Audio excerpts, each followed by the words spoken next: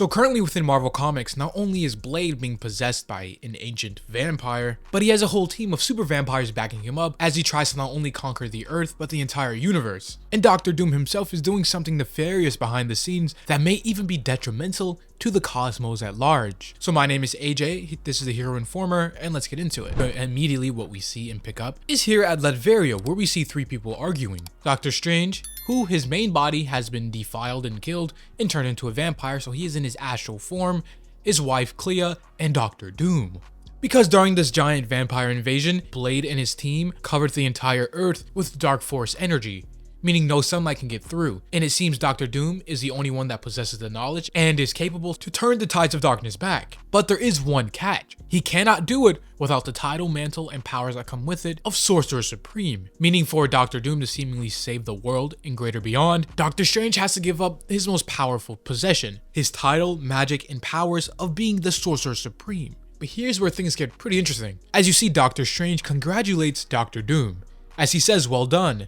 You've outmaneuvered me at last. But tell me this, did you engineer this entire crisis just for this one moment?" As you see, what Doctor Strange is accusing Doctor Doom of is going behind the scenes, orchestrating this entire invasion, causing chaos, mayhem, in the deaths of many innocents and even some heroes, just to get to this one point in time where he can claim the title of Sorcerer Supreme for whatever plans he may have. Which just goes to show you Doctor Doom is willing to do almost anything if it means seeing his vision and plans come to pass. But okay, moving over to the main battle and climax of this entire storyline, we see the Avengers finally regrouped, repowered, and with their members back, lead a final charge against a super vampire team, Blood Coven, and a super powered Blade. Well, I guess he's not really Blade, he's more of a possessed Blade, as Verne, the first ever vampire in Marvel Comics, has been possessing him. And not only that, after doing some kind of ritual and power up, he now possesses the entire power of the Dark Force within him, an entire dimension, elevating Blade from what he was to almost cosmic tier of power, which all in all just means the Avengers are in for one heck of a battle. And we immediately see this as these two super teams come head to head. But one battle that is more important and more interesting is the battle between Thor and Verne, or Blade. As you see, these two powerhouses had some kind of history, with Thor even going on to say, "It's been over 1,000 years since you and I last met," as he reaches out to Mjolnir so he can start this battle. But as it would seem, Verne has thrown it so far in orbit that it will take a little time to get to him. But regardless, Thor isn't just Thor because of his hammer. No, he is Thor because he is the god of thunder. And with that, they leap towards each other to engage in a battle, as Blade says god to god. But as you see with the other Avengers, while yes, they are holding their own against the Blood Coven, they are still not invincible. As Vision is an example of this, as Bloodstorm 1 literally rips his arm off as he calls the Avengers weak, specifically saying their humanity and goodwill is what's preventing them from seizing victory. And back in the battle with Thor and Verne, we see Verne with the upper hand, Thor on the ground being covered by Verne's Dark Force energy tendrils, as this possessed Blade goes on to say, out of all the Avengers, he hates Thor the most, as he starts to monologue thinking he has victory in the palm of his hands. But unfortunately for Blade, this second of distraction is all it takes. As you know with the Avengers, if there's breath and a heartbeat left in their body, they are going to fight to the end.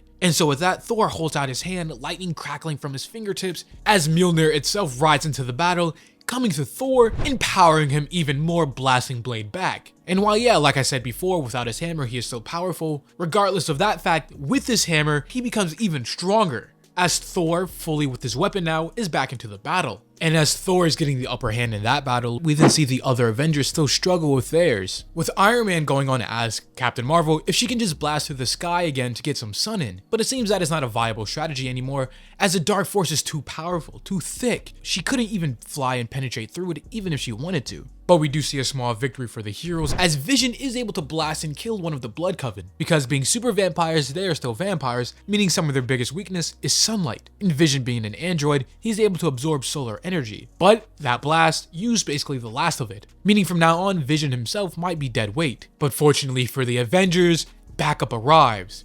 Backup in the form of Mark Spector, Moon Knight finally resurrected, coming in with his undead moon army. And while this is all good and the heroes can get all the help they need, unfortunately, and we may even see, this still won't even be enough. But regardless of the odds, we see the heroes still try, as Moon Knight jumps in, taking on Bloodstorm 1, saving Vision. And as he is down, vulnerable to an attack, unfortunately Vision drops the ball, as he is out of solar energy, so he is basically useless here. And because of this, we see another Blood Coven member come and wrap up the heroes, immobilizing not only Vision but Moon Knight as well. As it seems nothing right now can even go the hero's way, as we even see the rest of the Avengers try to gang up on Verne himself. But as it turns out, Verne is just too powerful. As Captain Marvel even says herself, nothing they do can even scratch him. Everything that they hit him with, the Dark Force just swallows. Well, why? Well, because he is drawing in the power of an entire dimension, the Dark Force dimension, which is tied to each universe. Meaning every second he is getting stronger till eventually he will become a universal tier of power. And so as the Avengers keep fighting and getting tired and more damage, Blade or Verne gets stronger every second. So as of now, it is looking pretty bleak for our heroes. But maybe soon enough there will be a breakthrough that they'll need. As we finally cut back over to Doctor Doom and see what he is doing during all of this, as we see Doctor Doom say and tell Doctor Strange, the Avengers have engaged Verne and his creatures. The moon god Khonshu is dispatching his dead moon army across the world to battle the vampires, but it will not be enough, as he tries to continue to convince Doctor Strange to give him the title and power of Sorcerer Supreme. And of course, as much as Doctor Strange wants to say no, he knows that things are dire. And if he doesn't act now with some sort of plan, the entire world and soon-to-be universe itself could be lost. So instead of making a big deal and saying no, he gives in, but under one condition, as he tells Victor that he wants his oath. He wants his word that once the world is saved, he will return to him what is his, the title and power of Sorcerer Supreme. And as you know, Doom isn't a hero by any stretch of the word. He is a mass murderer, a deceiver, a dictator who wants to rule the world with an iron fist. But above all, Doom isn't a liar, and if he gives you his word in any type of situation, you will have his promise. And with that, Doctor Strange gives in, telling him very well, as much as his wife protests to this, as Doctor Strange begins to reach into his very soul, his very being, and pulls out some sort of energy, some sort of light, which he goes on to explain is a fragment of his own living soul. And to become Sorcerer Supreme, you must bond it to your own. And one of the reasons why this would even work is because currently, Doctor Strange is technically undead with his main body being a vampire. So once Doctor Doom takes this fragment, the title and powers that be should transfer to him in an instant. And so with that, Doctor Doom takes it and consumes it. And after a bright flash of light, we then finally see and reveal Doctor Doom, the new Sorcerer Supreme. As Doctor Strange goes on to sarcastically say, "All hail the Sorcerer Supreme," no, Doom corrects him, saying no, all hail Doom, which this in and of itself should tell you what's really going on here. But moving on further, we then see Doom, or this new Sorcerer Supreme Doom, walk further into his castle, into some sort of dungeon, to further put his plans into action, as he says he has been preparing for this eventuality. As you see, while Doctor Doom himself is a super genius, he doesn't just use his genius in the form of technology and other science, but he himself taps into the realm of magic, which is something unique amongst other Marvel and even some DC geniuses. As mostly when you see your Batmans, your Iron Mans, your Reed Richards, yes, they are super intelligent and can come up with many different types of technology, but usually they don't tap into magic. A restriction that Doctor Doom doesn't hold himself back on. As you see, Doom is already proficient with magic, but now being the Sorcerer Supreme, he takes that notch and dials it up to 12, as he finally starts the process in reversing Blade's doing and changing the very world. But he can't finalize the process at this very moment, as he is waiting for one specific thing to happen. And coincidentally, while this is going on, we move back over to the Avengers, who are basically helpless in being defeated by Verne, continue to try and at least fight.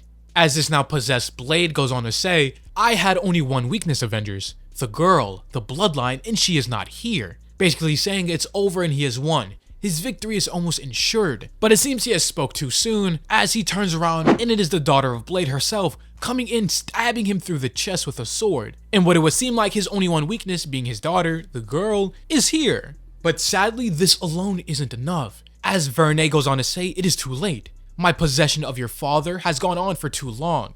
His body is just as much mine as it is his now. And while you are of his bloodline, you are not of mine," meaning his one weakness of someone being his bloodline doesn't relate here. But just then, we then hear another voice behind them, as Spider-Man, specifically Miles Morales, comes in pushing the sword even further. And with this finally spells the end for Verne, as it would seem Miles himself fulfills the contract and title of being of his bloodline.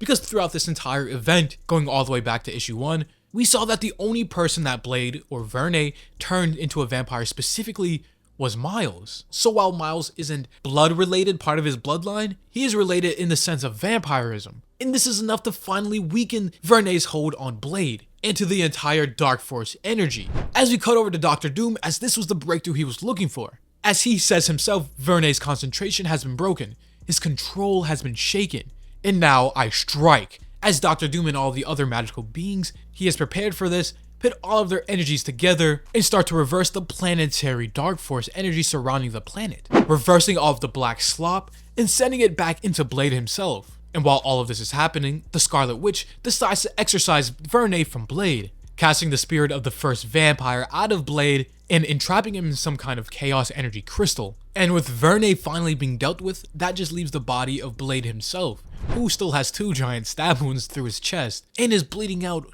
dying on the floor. But it seems the Daywalker isn't dead just yet, as the Avengers, specifically Iron Man, says he is going to be able to heal him, but it is going to be a nasty scar. And with this, it seems things are finally looking up for the Avengers and heroes. As Sam Wilson, Captain America, goes on to say, the rest of the Blood Coven, or at least the ones that survived anyway, took off screaming as soon as Blade went down. And of course, with Vernay under control and captured, and Blade being stabilized, it seems all of the supervillains and vampires have been dealt with. And with Captain Marvel flying up the check, she goes on to say she doesn't know if it's anything that they have done, or if it was what Strange had done, but it seems the Dark Force is receding. They had finally won. They had saved the day, as the light of the now uncovered sun shines through. But then this begs a question. Have they really saved the day? Was it really their actions that have done anything significant?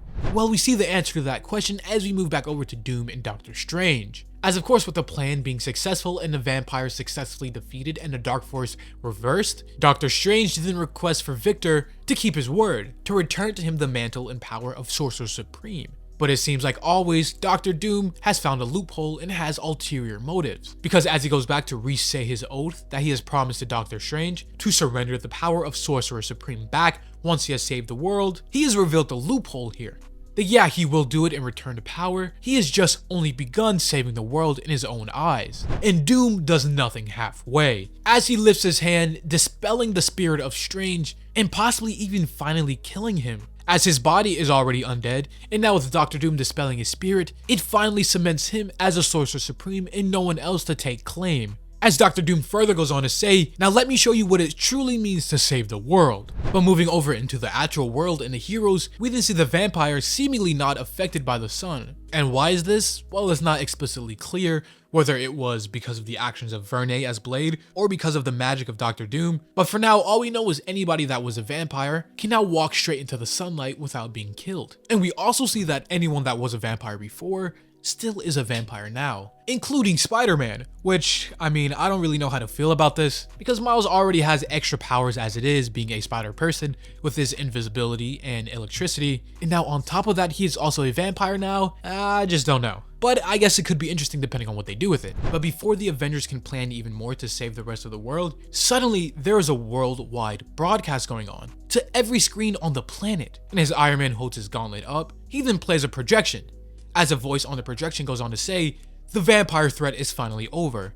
And this world, our world, is safe once more. And you only have but one man to thank, Earth's new Sorcerer Supreme, Victor Von Doom. As the Avengers stand awestruck, looking and now realizing what this means. Doctor Doom as a Sorcerer Supreme, one of the most powerful people not only on Earth, but in the universe, is getting ready to enact his own will upon the Earth. And with that, we come to the end of this video. So yeah, that was the entire Marvel Blood Hunt event. And while I thought it was pretty interesting at some points and had some interesting themes, the main things and most interesting thing to note here anyway, is Doctor Doom becoming Sorcerer Supreme, not only elevating himself to a higher tier of power, but a new tier of influence, as he is now going to change the world forcefully, if you may, to his will. But of course, if you have enjoyed this video and this entire series, leave a like, or even subscribe if you enjoy this type of content on the channel. Now, this was the Hero Informer, and thank you for watching.